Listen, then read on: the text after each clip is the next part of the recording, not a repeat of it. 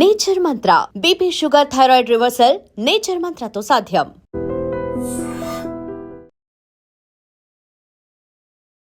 నమస్తే, welcome to I dream talking point with కవిత.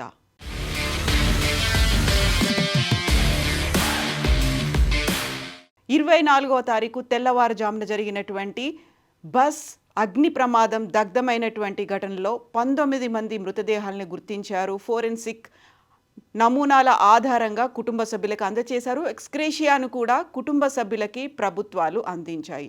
ఈ ఘటనకి సంబంధించి పోలీసులు 2 కేసులను నమోదు చేసి 2 ఎఫ్ఐఆర్లని ఫైల్ చేశారు. అందులో ప్రధానంగా బైక్ నడిపినటువంటి శివశంకర్, అక్కడ ఆయన చనిపోయిన తర్వాత అతని ఫ్రెండ్ ఎర్రి స్వామి ఇచ్చినటువంటి కంప్లైంట్ ఆధారంగా ఒక ఎఫ్ఐఆర్ని నమోదు చేశారు. అది మరణించినటువంటి శివశంకర్ మీద ఉంది. రెండవ ఎఫ్ఐఆర్, రెండవ ఫిర్యాదు అనేది A1గా బస్ నడిపినటువంటి మిరియాల లక్ష్మయ్య మీద, ఆ తర్వాత A2గా వేమూరి కావేరీ ట్రావెల్స్ బస్సుకి చెందినటువంటి యజమాని మీద A2 ఆయన రెండవ కేసును కూడా ఫైల్ చేశారు. ఇక్కడ ప్రధానంగా కనిపిస్తోంది, మనకి సజీవ సాక్ష్యంగా ఉంది, శివశంకర్ తాగిన మత్తులో డ్రైవ్ చేశాడు అనేది. దానికి సంబంధించి పెద్దటేకూరు దగ్గర ఉన్నటువంటి లైసెన్స్డ్ మద్యం దుకాణంలో మొదటిగా ఇద్దరూ కలిసి వచ్చారు. శివశంకర్తో పాటుగా ఎర్రిస్వామి కలిసి వచ్చాడు. 6:57 ఫర్ ద ఫస్ట్ టైం ఇద్దరూ కలిసి వచ్చారు. ఇక్కడ ఉన్నటువంటి ఎర్రిస్వామి అండ్ శంకర్ ఇద్దరూ కలిసి 6:57 అంటే 23వ తారీఖున అక్కడికి వచ్చారు. మద్యం కొనుగోలు చేసి వెళ్ళిపోయారు. ఆ తర్వాత ఇంకొక విజువల్ కూడా మనకు కనిపిస్తోంది. అది అక్కడ రేణుకా ఎల్లమ్మ వైన్స్కి సంబంధించి సీసీటీవీలో రికార్డ్ అయినటువంటి ఫుటేజ్ని బట్టి చూస్తే రెండవసారి కూడా వాళ్ళు అక్కడికి చేరుకున్నారు. అది 8:25 అక్కడికి వాళ్ళు చేరుకున్నారు. అంటే ప్రమాదం జరగడానికి కొన్ని గంటల ముందు ఒకసారి 6:57 అక్కడికి వచ్చారు. ఆ తర్వాత మళ్ళీ 8:25 అంటే గంటన్నర వ్యవధిలోనే 2 సార్లు వాళ్ళు అదే మద్యం దుకాణానికి పెద్దటేకూరులో ఉన్నటువంటి రేణుకా ఎల్లమ్మ వైన్స్కి వచ్చారు. ఆ విజువల్స్ కూడా సీసీటీవీలో రికార్డ్ అయ్యాయి. ఆ తర్వాత ఈ ఇద్దరు 2 సార్లు తాగిన తర్వాత ఎర్రిస్వామి ఉండేటువంటి లక్ష్మీపురంలో, ఎర్రిస్వామి వాళ్ళ మదర్తో పాటుగా అక్కడ ఉంటున్నాడు, అక్కడికి వెళ్ళారు. కాసేపు అక్కడే పడుకున్నారు. ఆ తర్వాత నెక్స్ట్ డే ఎర్రిస్వామికి ఒక వివాహానికి, రాంపల్లిలో ఉన్నటువంటి వివాహానికి అటెండ్ అవ్వాల్సి ఉంది. ఆ నేపథ్యంలోనే సడన్గా నిద్రలేచాడు.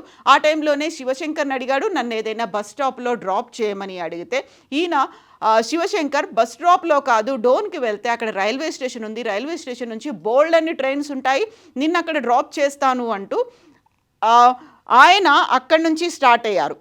సో మనం ఇంతకుముందు ఇంకొక విజువల్ కూడా చూసాము. అక్కడ నుంచి లక్ష్మీపురం నుంచి స్టార్ట్ అయినటువంటి శివశంకర్ అండ్ ఎర్రిస్వామి 2:22 అక్కడ కియా షోరూమ్ ఎదురుగా ఉన్నటువంటి HP పెట్రోల్ బంక్ దగ్గరికి వచ్చారు. అక్కడ $300 పెట్రోల్ కొట్టించుకున్నారు.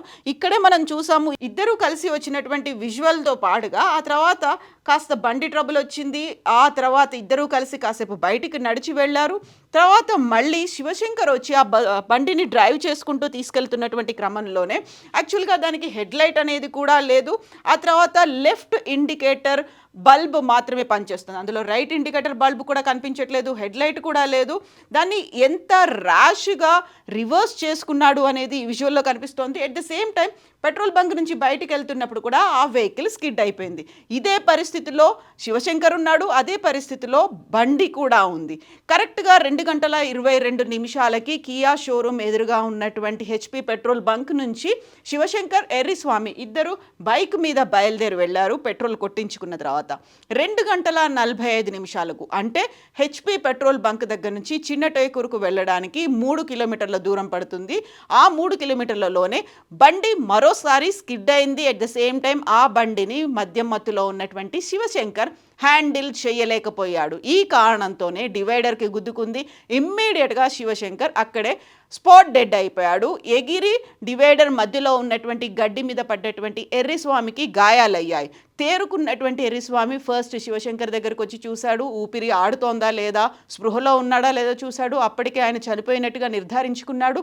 ఆ తర్వాత చూసేసరికి కొద్ది దూరంలో బైక్ పడిపోయింది. ఆ బైక్‌ని తీసేసే క్రమంలో అప్పటికే ఒక 3 బస్సులు ఆ బైక్‌ని దాటుకుంటూ, బైక్‌ని తప్పించుకుంటూ వెళ్ళిపోయాయి. మధ్యలో బైక్ పడిపోయినటువంటి పరిస్థితిని గమనించినటువంటి 3 ట్రావెల్స్ బస్సుల డ్రైవర్లు తప్పించుకొని వెళ్ళిపోయారు. బట్ వేమూరి కావేరి ట్రావెల్స్ బస్సుని డ్రైవ్ చేస్తున్నటువంటి మిరియాల లక్ష్మయ్య మాత్రం ఆ బైక్ని తాను గమనించలేదు అని చెప్తున్నాడు. ఎందుకంటే అక్కడ లైట్స్ అనేవి లేవు. ఎట్ ద సేమ్ టైం రోడ్డుతో పాటుగా బైక్ కూడా సేమ్ కలర్లో ఉంది, వర్షం కూడా పడుతోంది, చీకటిగా ఉంది, కాబట్టి నేను దాన్ని గమనించలేదు అని లక్ష్మయ్య కూడా చెప్తున్నాడు. బట్ బస్సుకి లైట్లు అనేవి ఉంటాయి, హెడ్ లైట్స్ ఉంటాయి, ఆ బండి ఎందుకు కనిపించలేదు అనేది. ఇప్పుడే ఎర్రిస్వామి కూడా లేచాడు. ఆ బండిని తీసే ప్రయత్నంలో దగ్గరికి వెళ్తున్నప్పుడు వేమూరి కావేరి ట్రావెల్స్ బస్ ఆ బండి మీద నుంచి వెళ్ళిపోయింది. అప్పుడే బండి బస్సుకి కింద ఇరుక్కుపోయింది. సడన్గా బ్రేక్ వేసి చూసినప్పటికీ బండి బయటికి రాలేదు. ఆ తర్వాత కొంత దూరం వెళ్ళిన తర్వాత ఇంకొకసారి బ్రేక్ వేసి చూసినప్పుడే మంటలు అంటుకున్నాయి. సో బండి పడిన ప్రాంతం నుంచి ముందుకు వెళ్ళినప్పుడు 200 మీటర్ల దూరం అనేది ఉంది. అక్కడే మంటలు అంటుకున్నాయి. సడన్గా వచ్చినటువంటి మంటలు ఈ నేపథ్యంలోనే బయటికి దూకారు. ఆ టైంలోనే తనతో పాటుగా ఉన్నటువంటి మరొక డ్రైవర్, మొత్తంగా 23 మంది కూడా బయటపడ్డారు. అలా 19 మంది సజీవ దహనమయ్యారు, మృత్యువాత పడ్డారు. ఈ నేపథ్యంలోనే పోలీసులు 2 కేసులు అయితే ఇద్దరి మీద నమోదు చేశారు. అందులోనూ ప్రధానంగా తాను తాగి బండి నడుపుతున్నటువంటి శివశంకర్ మీద కేసులు పెట్టారు. అందులోనూ సెక్షన్ 281 భారతీయ న్యాయ సంహిత అను ప్రకారం సెక్షన్ 281 అనేది ర్యాష్ డ్రైవింగ్, అంటే ర్యాష్ డ్రైవింగ్తో మనుషుల ప్రాణాలు తీయడం అనే దాని మీద ఒక కేసు పెట్టారు. Section 125A negligence behaviour endangering others lives, నిర్లక్ష్యంగా డ్రైవ్ చేయడంతో ఇతరుల ప్రాణాలు తీయడం. అలాగే సెక్షన్ 106(1) అనేది causing death due to rash driving, ఇతరులకి ప్రాణాలు తీయడం ర్యాష్ డ్రైవింగ్తో. వీటి మీద అయితే కేసులు పెట్టారు. A1, A2లుగా ఇంకొక ఎఫ్ఐఆర్ నమోదు చేసి వేమూరి కావేరి ట్రావెల్స్ డ్రైవర్తో పాటుగా యజమాని మీద కూడా కేసులు పెట్టారు. ఇక్కడే ప్రధానంగా వినిపిస్తోంది వాట్ అబౌట్ మిరియాల లక్ష్మయ్యకి ఇచ్చినటువంటి లైసెన్స్కి సంబంధించి. యాక్చువల్గా హెవీ వెహికల్ లైసెన్స్ అనేది 8th క్లాస్ పాస్ అయిన తర్వాత మాత్రమే ఉంటుంది. అర్హతగా 8th క్లాస్ని నిర్ధారించారు. బట్ మిరియాల లక్ష్మయ్య 5th క్లాస్ మాత్రమే చదివాడు. ఆ తర్వాత 10th క్లాస్ ఫెయిల్ అయినట్టుగా ఒక దొంగ సర్టిఫికెట్ని తీసుకున్నాడు. 2004లో అతను ఫస్ట్ లారీ క్లీనర్గా పనిచేశాడు. ఆ తర్వాత లారీ డ్రైవర్ అవతారం ఎత్తాడు. అప్పుడు ఒక యాక్సిడెంట్ కూడా జరిగింది. సడన్గా ఓవర్టేక్ చేసేటువంటి క్రమంలో మిరియాల లక్ష్మయ్య నడుపుతున్నటువంటి లారీలో ఉన్నటువంటి క్లీనర్ మరణానికి లక్ష్మయ్య కారణమయ్యాడు. ఆ తర్వాత ఆయన మీద కేసు కూడా ఉంది. తర్వాత కొన్ని రోజుల పాటు ఊరికి వెళ్ళిపోయాడు, పొలం పనులు చేసుకుంటూ ట్రాక్టర్ కూడా నడిపాడు. ఆ తర్వాత కొంతకాలానికి ట్రావెల్స్ బస్సులో జాయిన్ అయ్యాడు, డ్రైవర్గా జాయిన్ అయ్యాడు. రెగ్యులర్గా బెంగళూరు నుంచి హైదరాబాద్ రూట్, ఈ రూట్లలోనే తన బస్సులను తిప్పుతూ ఉన్నాడు. బట్ అక్కడ ఆయనకి ఒక క్వాలిఫికేషన్ లేకపోయినప్పటికీ సర్టిఫికేట్ ఎవరిచ్చారు, ఎప్పుడు ఇచ్చారు, ఎక్కడ తీసుకున్నారు, దీని మీద కూడా సమగ్రమైనటువంటి దర్యాప్తు జరపాల్సినటువంటి అవసరం ఉంది. అలా ఇల్లీగల్గా సర్టిఫికేట్లు ఇస్తున్నప్పుడు ఇంకొకరి ప్రాణాల మీదకి తీసుకొస్తున్నారు, లేకపోతే అక్కడ ప్రమాదాలు జరుగుతున్నాయి. అలాంటప్పుడు ఎవరైతే సర్టిఫికేట్ ఇచ్చారో వారి మీద కేసు ఎందుకు పెట్టరు అనే దాంతో పాటుగా 4th కేసు పెట్టాల్సినటువంటి అవసరం ఉంది. అది కూడా పర్టికులర్గా దాదాపుగా 16 చలాన్లు ఉన్నాయి, 25,000 రూపాయల ఫైన్ ఉంది. అందులోనూ అక్కడ ఉన్నటువంటి నేషనల్ పర్మిట్ అనేది తీసుకున్నారు డామన్ అండ్ డయ్యూలో. అక్కడ పొల్యూషన్ సర్టిఫికేట్ లేదు, ఆ తర్వాత ఇన్సూరెన్స్ లేదు, దాంతోపాటుగా బస్ సేఫ్టీకి సంబంధించినటువంటి స్టాండర్డ్స్ మెయింటైన్ చేసేటువంటి సర్టిఫికేట్ కూడా లేదు. ఇవన్నీ లేకపోయినప్పుడు అందులోనూ చలాన్లు అనేవి ఉన్న తర్వాత అది అంత ఫ్రీగా బస్ ఎలా తిరగగలుగుతోంది? హైదరాబాద్లో స్టార్ట్ అయింది అంటే తెలంగాణ తర్వాత ఆంధ్రప్రదేశ్ తర్వాత కర్ణాటక, బెంగళూరుకి చేరుతున్నటువంటి బస్సులో ఈ దాదాపుగా 700 కిలోమీటర్లు జర్నీ చేస్తున్నటువంటి ఈ బస్కి సంబంధించి ఎందుకని చెకింగ్ లేవు, ఎందుకని మానిటర్ చేయలేకపోయారు?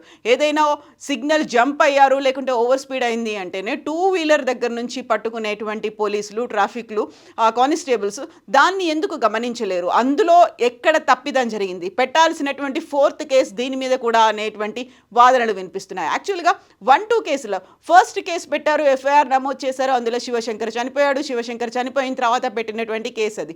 బట్ సెకండ్ కేసు అనేది వేమూరి కావేరి ట్రావెల్స్ డ్రైవర్తో పాటుగా యజమాని మీద పెట్టారు. థర్డ్ కేస్ ఇల్లీగల్గా సర్టిఫికేట్స్ ఇచ్చినప్పుడు 10th క్లాస్ ఫెయిల్ అయినట్టుగా వచ్చినటువంటి సర్టిఫికేట్ అక్కడ ఎందుకు మానిటరింగ్ లోపిస్తోంది? ఎందుకని గవర్నమెంట్ బస్సులకి సంబంధించి డ్రైవర్లకి క్వాలిఫికేషన్ టెస్టులు, ఫిట్నెస్ టెస్టులు ఇవన్నీ ఉంటాయి. అందులోనూ స్పీడ్ మీటర్స్ అనేది ఉంటాయి. ఎట్టి పరిస్థితుల్లోనూ 80 km/h క్రాస్ అవ్వకుండా ఉండేటువంటి స్పీడ్ లాక్ సిస్టమ్ అనేది ఉంటుంది. దాన్ని బస్సుల్లో ఎందుకని పెట్టలేకపోయారు? ప్రైవేట్ బస్సులకు సంబంధించి ఆ మానిటరింగ్ ఎందుకు లేదు? యాక్చువల్గా వేమూరి కావేరీ ట్రావెల్స్ బస్సు లేట్గా స్టార్ట్ అయింది. ఆ లేట్ని కవర్ చేసే క్రమంలోనే చాలా స్పీడ్గా వెళ్ళింది అనేటువంటి వార్తలు కూడా వినిపించాయి. కాబట్టి ఆ స్పీడ్ లాక్ సిస్టమ్ అనేది ఎందుకని అందులో పెట్టలేదు అనేటువంటి వాదన. వీటన్నిటితో పాటుగా ఎందుకని మానిటరింగ్ లేదు? వీటన్నిటికీ క్వశ్చన్స్కి ఆన్సర్స్ ఎవరిస్తారు? 19 మంది మరణానికి కారణమైనటువంటి ఈ సంఘటనలో ఒక వ్యక్తి అయితే చనిపోయారు. ఎవరైతే ప్రమాదానికి కారణమైనటువంటి బైకర్ స్పాట్లో చనిపోయాడు, అది మాత్రం క్లియర్ అయింది. అందులో ఫోరెన్సిక్ నివేదికల తర్వాత చూసిన తర్వాత మొదటగా అయితే బస్సును ఢీకొంది, లేకపోతే బస్సే ఢీకొన్న తర్వాత శివశంకర్ ఎగిరిపడ్డాడు, బైక్ వచ్చి మధ్యలో దూరింది అనేటువంటి మాటలు విన్న తర్వాత ఫోరెన్సిక్ అక్కడ ఉన్నటువంటి రీజనల్ ఫోరెన్సిక్ టెస్ట్లని వీటన్నిటిని పట్టిన తర్వాత ఫస్ట్ బైక్ యాక్సిడెంట్ అయింది, తర్వాత మాత్రమే బస్ దాని మీద నుంచి వెళ్ళింది, ఆ తర్వాత 19 మంది చనిపోయారు అనేటువంటి వార్త. సో ఇదైతే క్లియర్ అయిపోయింది. బట్ అక్కడ మృతుల కుటుంబాలకి సంబంధించి వాళ్ళు వేస్తున్నటువంటి క్వశ్చన్స్కి ఆన్సర్ ఇచ్చేది ఎవరు? కేవలం ఆన్సర్ ఇచ్చి లేకుంటే నెపం ఇంకొకరి మీదకి తోసేసి ఒక బ్లేమ్ గేమ్ ఆడితే మాత్రం సరిపోదు కదా. ఖచ్చితంగా తీసుకోవాల్సినటువంటి చర్యలు, లేకపోతే కంప్లైంట్స్ చేయాల్సినటువంటివి, లేకపోతే ఎవరి మీద అయితే వీరు ఒక ఉద్దేశపూర్వకంగా దురుద్దేశంగా చేసినటువంటి ఈ చర్యలు ఉన్నాయో వీటి మీద కూడా యాక్షన్స్ తీసుకోవాల్సినటువంటి అవసరం ఉంది కదా. ఆ లిస్ట్ అనేది చాలా పెద్దగా ఉంది. 2 FIRలు 2 కేసులతో మాత్రమే సరిపోదు. ఇది ఇంకా ఎక్స్టెన్షన్స్ అనేవి ఉన్నాయి. కేవలం ప్రమాదం జరిగినటువంటి వారం రోజుల్లోనో 10 రోజుల్లోనో వీటి మీద ఒక చర్యలు తీసుకోవడం, ఒక మానిటరింగ్ అనేది ఉండడం, విజిలెన్స్ అనేది ఉండడం దీంతోనే సరిపోదు కదా. తీసుకోవాల్సినటువంటి చర్యలు అయితే చాలా చాలా ఉన్నాయి. ఇప్పటికైతే ఫస్ట్ ప్రమాదానికి కారణం శివశంకర్. బట్ అక్కడ ఉన్నటువంటి ఫ్యామిలీ మెంబర్స్ మాత్రం వాదన ఒక రకంగా సరైందిగానే ఉంది కదా అనేటువంటి వార్త కూడా వినిపిస్తోంది. అలాంటి స్టేట్మెంట్లు కూడా వినిపిస్తున్నాయి. శివశంకర్ తల్లితో పాటుగా శివశంకర్ సోదరుడు చెప్పినటువంటి మాట, వాడు తాగి చనిపోయాడు, అక్కడి వరకు వాడి కేసు క్లోజ్ అయిపోయింది. Then what about bus driver? ఆయన ఏం తాగి నడపట్లేదు కదా. రోడ్డు మీద పడిన తర్వాత ఆ బైక్ని ఎందుకని చూడలేకపోయాడు? ఎందుకని అంత ర్యాష్గా ఓవర్ డ్రైవింగ్తో, ఓవర్ కాన్ఫిడెన్స్తో ఎందుకని వెళ్ళిపోయాడు? మా కొడుకు తాగి చచ్చిపోతే అది వాడి వరకే అయిపోయింది, ఆ కేసు క్లోజ్ అవుతుంది. మిగతా 19 మంది మరణానికి కారణం బస్ డ్రైవర్ మాత్రమే కదా అనేటువంటి క్వశ్చన్ వస్తుంది. ఆ క్వశ్చన్స్కి ఎవరు సమాధానం ఇస్తారు? నిజంగా బస్ బైక్ మీద వెళ్తున్నటువంటి శివశంకర్ని ఢీకొనలేదు, లేకుంటే బస్సుని శివశంకర్ వచ్చి తాగి మధ్యమతిలో వచ్చి డ్రైవ్ చేసి చనిపోలేదు. బట్ ముందే చనిపోయాడు, స్పాట్ డెడ్ అయ్యాడు. ఆ తర్వాత శవం కూడా పక్కన పడిపోయింది. ఓన్లీ బైక్ ఉంది రోడ్డు మీద. ఆ బైక్ని ఎందుకని డ్రైవర్ గమనించలేదు, ఎందుకని చూడలేదు? ఒకవేళ వెహికల్కి బైక్ హెడ్ లైట్ అనేది పనిచేయనప్పుడు బస్సుకి హెడ్ లైట్స్ ఉన్నాయి కదా, బస్సుకు ఉన్నటువంటి హెడ్ లైట్స్తో అయినా డ్రైవర్ లక్ష్మయ్య ఎందుకని చూడలేకపోయాడు?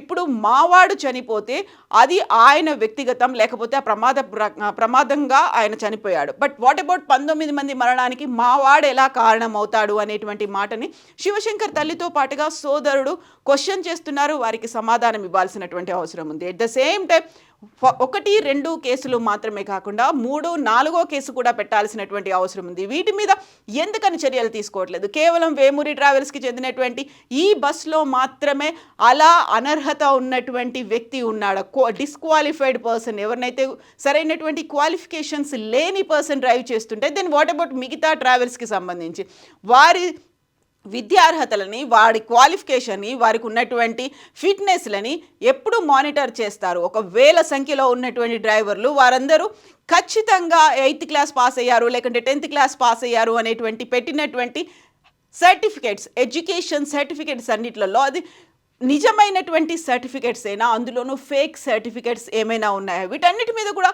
మానిటరింగ్ చేయాలి, వీటన్నిటి మీద కూడా స్క్రూటినీ అనేది జరగాలి, చర్యలు తీసుకోవాలి కదా. ఎట్ ద సేమ్ టైం అక్కడ ఉన్నటువంటి బస్కి ఫిట్నెస్ లేదు, లేకుంటే పొల్యూషన్ సర్టిఫికేట్ లేదు, అక్కడ ఉన్నటువంటి ఇన్సూరెన్స్ కూడా ఎక్స్పైర్ అయిపోయింది. అలాంటి వాటి మీద, అందులోనూ పర్టికులర్గా చలాన్స్ ఉన్నటువంటి బస్సుల గురించి ఎందుకని మానిటర్ చేయట్లేదు? అక్కడ సిగ్నల్ జంప్ అయింది, ఓవర్ స్పీడ్ అయింది, లేకుంటే నో పార్కింగ్ జోన్లో పార్క్ చేశారు, ఆ నో పార్కింగ్ జోన్ నుంచి కూడా బస్ వెళ్ళింది అనుకున్నప్పుడు 16 చలాన్లు ఉన్నటువంటి ఆ బస్ మీద చర్యలు తీసుకోవాల్సినటువంటి అవసరం ఉంది కదా. బోల్డ్ అన్ని క్వశ్చన్స్ అయితే వస్తున్నాయి. అందులోనూ ప్రధానంగా శివశంకర్ సోదరుడు అండ్ తల్లి సంధించినటువంటి క్వశ్చన్స్కి ఆన్సర్ ఎవరిస్తారు? ఓవరాల్గా ఫస్ట్ కేస్ శివశంకర్ మీద, సెకండ్ కేస్ బస్సు మీద పెడితే సరిపోతుందా? మిగతా వారి గురించి ఎవరు మానిటర్ చేయాలి, ఎవరు క్వశ్చన్ చేయాలి? బ్లేమ్ గేమ్ కాకుండా నిజంగా ఇలాంటి సంఘటన ఇంకోటి జరగకుండా ఉండాలంటే తీసుకోవాల్సినటువంటి జాగ్రత్తలు, చర్యలు, శిక్షలు ఎలా ఉండాలంటారో కామెంట్స్ రూపంలో తెలియచేయండి. నిజంగా ప్రస్తుతం ఉన్నటువంటి సమాజం దేనికి ప్రయారిటీ ఇస్తుంది? ఆర్థిక సంబంధాల చుట్టూ మాత్రమే తిరుగుతోంది. మళ్ళీ ఎన్నికలంగానే చాలా విరక్తి కలుగుతున్నాం. మంచి అనిపిస్తుంది కదా, లేడీస్ కూడా ఛాలెంజింగ్ జాబ్స్ చేసినప్పుడు చాలా బాగుంటది. ట్రాఫిక్ అసిస్టెంట్స్ గా నియమించిన ట్రాన్స్జెండర్స్ అందరితో సాల్యూట్ చేయించుకుంటున్నారు. ఫుడ్ డెలివరీ ఇవ్వటానికి వెళ్ళినటువంటి డెలివరీ బాయ్ అనిల్ పై కళ్ళ ముందు